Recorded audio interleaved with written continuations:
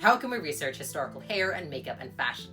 Let me take you through some of the resources that I use. Art is a really good starting point. I look at things like manuscripts and portraits and effigies and brasses and statues. But art also has a lot of limitations. For example, manuscripts are very stylized and can leave out a lot of important detail. We also need to watch out for biblical and fantasy elements which don't represent real historical dress. Extant garments are super useful when they're available. And we have lots to go on from the early modern period onward, but we can't really say the same for earlier periods. Sometimes all we have is fragments, which makes life a lot harder. But sewing tools and beauty tools and dress accessories are also super useful.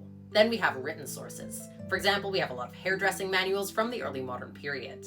And some medieval medical texts contain instructions for making cosmetics. But we can also look at wills and wardrobe accounts and receipts when they're available. And we can find evidence in letters and sermons and popular literature. For example, this speech from the Romance of the Rose gives us insight into 14th century beauty standards and practices. And then we've got secondary academic literature, because finding primary sources is not the whole battle. We also need to interpret and understand them.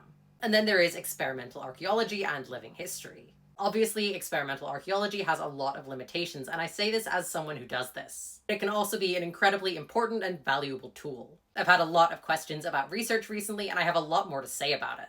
More than I can fit into a short video, so I'm trying to write a long-form deep dive about it now. So if you have any more questions about my research and my methods and my sources, please let me know in the comments.